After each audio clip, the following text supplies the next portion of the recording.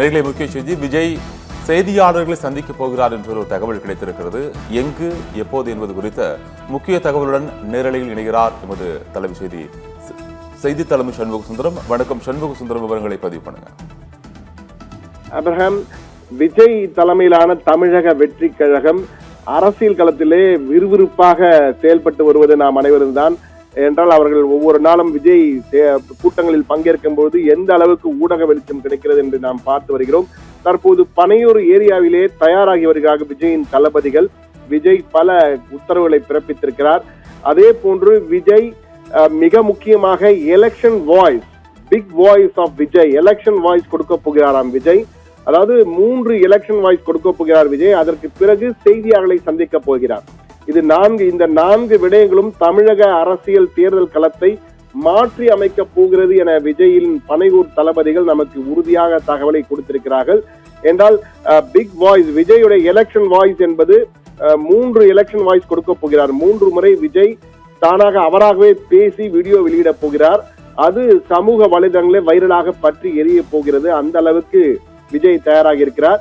3 முறை பேச போகிறார். 1 அல்ல 2 அல்ல 3 முறை பேச போகிறார். அதற்கு பின் தேர்தல் வாக்குப்பதிவு தினத்திற்கு முன், ஒரு 2-3 தினங்களுக்கு முன் விஜய் செய்தியாளர்களை அதிகாரப்பூர்வமாக முதன்முறையாக சந்திக்க போகிறார். அரசியல் தலைவராக மாறிய பிறகு விஜய் தேர்தல் தினத்துக்கு வாக்குப்பதிவு தினத்திற்கு 3 தினங்களுக்கு முன், 3 அல்லது 4 தினங்களுக்கு முன் செய்தியாளர்களை அதிகாரப்பூர்வமாக சந்திக்கிறார். அப்பொழுது செய்தியாளரின் அனைத்து கேள்விகளுக்கும் பதில் சொல்ல போகிறாராம் விஜய். அப்போது பல ஆவணங்கள், கோப்புகளுடன் தான் செய்தியாளரை சந்திக்க போகிறார். விஜயின் செய்தியாளர் சந்திப்பின் பொழுது பல கட்சிகளின் கதை முடிந்து போகும். அந்த அளவுக்கு அவர் பல ஆவணங்களை சேகரித்து வைத்திருக்கிறாராம். இதை நாம் சொல்லவில்லை. விஜயின் தளபதிகளில் புதிய தளபதியாக இணைந்த ஒரு பழைய அரசியல் தலைவரான செங்கோட்டையன் தற்போது அதை தெரிவித்திருக்கிறார். விஜய் வாயை திறந்தால் உங்கள் கதை அவ்வளவுதான் என்ற வகையிலே அவர் கருத்து தெரிவித்திருக்கிறார்.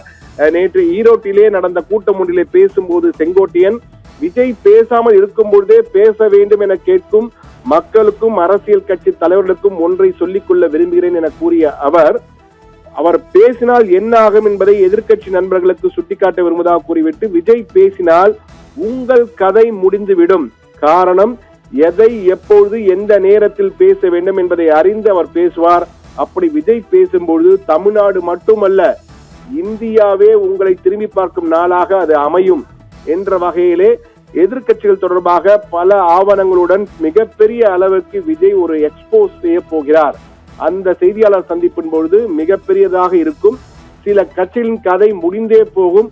ஒட்டுமொத்தமாக தமிழக தேர்தல் நிலவரமே மாறும் வகையில் அந்த செய்தியாளர் சந்திப்பு இருக்கும் என்ற வகையிலே பில்டப் அதிகமாக கொடுக்கப்பட்டிருக்கிறது.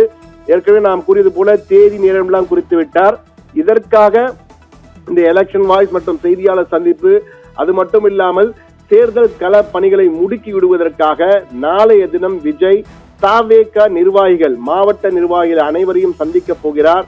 அனைவரும் பனையூருக்கு வர வேண்டாம். ஏற்கனவே பனையூரிலே விருப்ப மனுவின் போதே ஏராளமான தொண்டர்கள் வந்து மிகப்பெரிய நெரிசல் ஏற்பட்டு அங்குள்ள குடியிருப்பு வாசிகள் எல்லாம் வெளியே வந்து விஜய் சிட்டு அர்ச்சனை செய்தார்கள் என்பதை நாம் அனைவரும் பார்த்தோம்.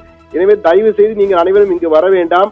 அனைவரும் காணொலி மூலமாக இணையுங்கள். காணொலியில் நான் பேசுகிறேன், அதாவது வீடியோ கான்பரன்ஸ் மூலமாக, காணொலி காட்சி மூலமாக உங்களிடம் பேச போகிறேன். அனைவரும் தயாராகுங்கள். நாளை மாலை தாவேகாவின் மாவட்ட நிர்வாகியுடன் அவசரமாக விஜய் கலந்து ஆலோசிக்க உள்ளார். அதிலே 3 விடயங்கள் குறித்து பேச இருக்கிறார். 1, தேர்தல் களப்பணிகளை முடுக்கி விடுவது குறித்த உத்தரவுகள் கொடுப்பார்.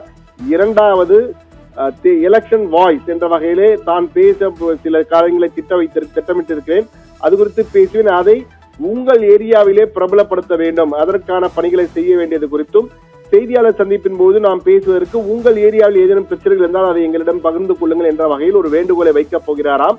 எனவே 3 வகையான உத்தரவுகளை விஜய் கொடுக்க இருக்கிறார்.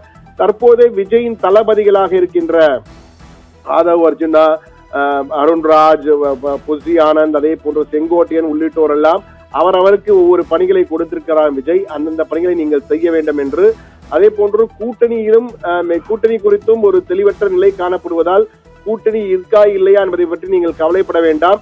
234 தொகுதியும் நாம் தான் போட்டியிட போகிறோம் என நினைத்து நீங்கள் களமிறங்கி களமாடுங்கள் என்ற வகையிலே விஜய் கூறியிருக்கிறாராம். ஆனால் அந்த விஜயின் பிக் வாய்ஸ், எலெக்ஷன் வாய்ஸ் கொடுக்க போகும் விஜய் என்பதுதான் தற்போது மிகப்பெரியதாக இருக்கிறது. ஏற்கனவே விஜய் கரூர் சம்பவத்திற்கு பிறகு பேசியது என்பது மிகப்பெரிய அளவுக்கு சமூக வலைதளங்களில் வைரலானது. ஆனால் இந்த முறை தேர்தல் தொடர்பாக சில விடயங்களை வெளியிட போகிறாராம் எலெக்ஷன் வாய்ஸிலே. ஆனால் செய்தியாளர் சந்திப்பின் பொழுது பல கட்சிகள் கதையே முடிந்து போகும் வகையிலே பல குற்றச்சாட்டுகளை அடுக்கப் போகிறாராம்.